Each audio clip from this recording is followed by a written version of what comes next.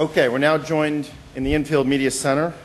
Today's winner of the Kansas Lottery 300, driver number 20, Sports Clip Toyota, Joey Logano. Joey, tell us about your run today. Kevin did a good job today setting up my race car yesterday. I think my Sport Clip Toyota was really good in practice, and to be honest, I was going to be disappointed if it didn't drive the same as it did yesterday in practice. Today obviously was a lot cooler out. Track was way different. Found that out in Cup practice earlier. And it took some adjustments for us to get our car, I think, exactly where we needed it. I don't think there was about a 4-car race. I think the 4 of us were all pretty equal on lap times. So it all came down to the end there and restarts and doing the right thing at the right time, be in the right place at the right time, and be able to bring it home. So that's cool. It was a lot of fun. I'm lucky that caution came out to tighten it up because we wouldn't have been sitting here right now. So everything kind of worked out perfect for us. This is Joey's second victory and 19 top 10 finish in 2010, and second victory and his third top finish in 3 races here at Kansas Speedway. Another important note, with Joey's victory, Toyota captures the NASCAR Nationwide Series manufacturer's title. So with that, I'll also introduce today's winning crew chief, Kevin Kidd. Kevin, your thoughts on his performance here and your view from on top of the box? Yeah, absolutely. I'm very fortunate to have this kid sitting beside me here driving our car. He's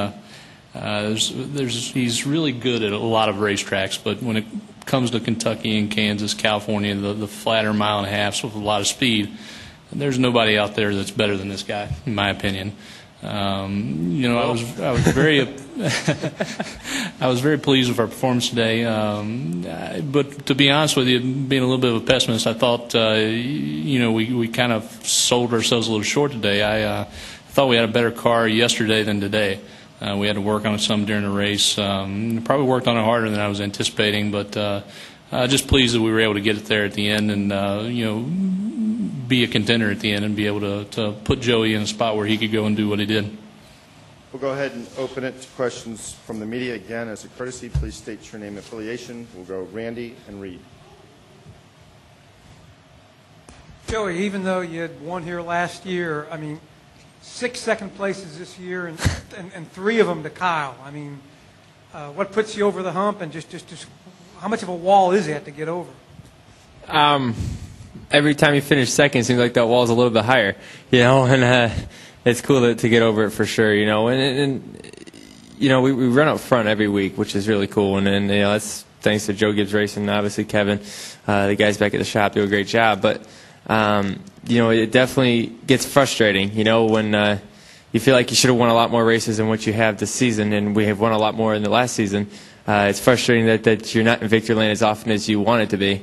But that also makes you want it a little bit more, makes it a little bit sweeter when you do win. So obviously I'd like to be in victory lane a lot more than we have been this year, but I'm going to take this for sure. And next week's another really good racetrack for us, so maybe we can go 2 in a row. Reed Spencer with Sporting News. Congratulations. After having cleared Kyle on the previous restart from the bottom, why did you pick the outside for the final one? Basically, every restart that the leader had a choice was taking the outside, and that really ran through my mind a lot of different ways, and wasn't really sure what I wanted to do.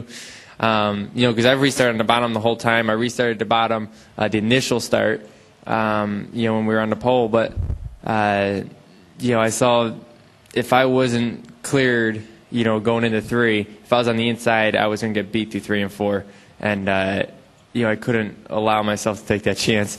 And, I told Kevin under the caution there and said, the same thing happened to us in California.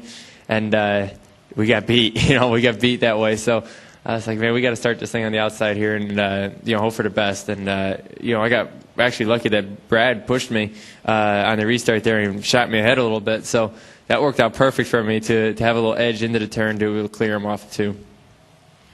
Joey, Karen Kornacki, KMBC 9 Sports here in Kansas City. That's what I wanted to talk to you about. You would have loved to see Brad sit there and Kyle sit there, and Kyle basically say, yeah, this guy gave him a push. Can you talk a little bit just about him saying he returned the favor, that you helped him at one time and he wanted to help you, because it kind of upset the other one who was sitting here too. Oh, well, I think, you know, me and Brad have been getting along good lately, which is awesome. And, you know, I pushed him to win at Talladega. You know, I've pushed a lot of people to win Talladega, and I haven't won one there yet. But it was cool to see him behind me and, you know, help me out and able to push me ahead. You know, it was the best thing to do for the both of us, really. You know, for him to push me ahead, also gave him the advantage on the third-place car and maybe finishing second, you know. So it made sense for him to push me, and it really helped me for him to push me there. So that was, like I said, I think there's a chance I might not have been here. You know, there's a chance I would have if he didn't push me, but you never know. But either way, it was definitely a big help. Joey, Sean Roney, Dos Mundos newspaper here in Kansas City. I think it was lap 195 when I think it was the 88 car spun out and you had to go to yellow. Were you surprised that late in the race that you were able to go back to green? I mean, what was kind of the strategy? Strategy was hammer down, heel to steel. That was about all we had there. Yeah, and that caution came out there at the end. You know, like I said, I was starting on the outside, and you know, was going to figure out a way to do it one way or another. And you know, the toughest part was after you cleared him, whether you're going to run the top or the bottom. You know, did you give him dirty air? Or you know, because he was going to run high. He was going to run wherever I wasn't. So I was going to try to, you know, give him dirty air on the top. But you know, then that's leaving the downstairs open there. So you know, it goes back and forth. I ran the last corner on the top, which I really shouldn't have done. So, but we still were able to win, so it worked out.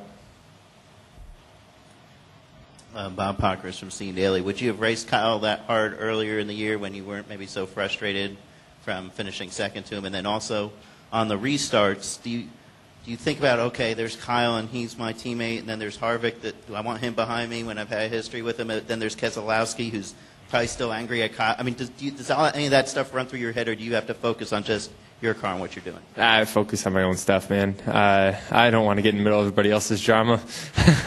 I like being drama-free. I haven't been doing a good job at that this year, but I like being drama-free. And, you know, I feel like I'm back on pace over there for as far as that stuff. But, you know, yeah, I think you race for a win, though. You know, when it comes down to a green-white checker like that or 5 to go, you know, you're going to do whatever it takes to win a race. You know, I didn't put him in the wall. You know, I ran him up the racetrack a little bit.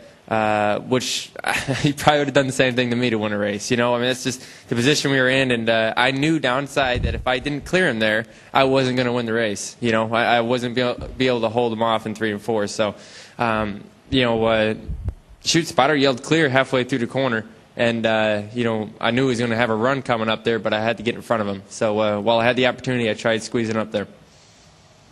Anything further? Go back to Randy. Behind you. Yeah, Kevin, in those last, 10 laps, you kind of gave Joey a little pep talk saying you can beat this guy. Can you just talk about that a little bit? Yeah, you know, Joey and I talk about it all the time. It's probably not a week goes by where we finish second that I tell him and remind him he can beat Kyle. He's done it before. He did it today, and he'll do it again. Kyle is a very talented race car driver, and we love to have him in our stable. But at the end of the day, this kid's a pretty good race car driver too, and he can do it. Joey responds well to pep talks, and sometimes, you know, just letting him know, hey, you can do this, gets him going. So that's my job. It's to remind him, hey, he can do this.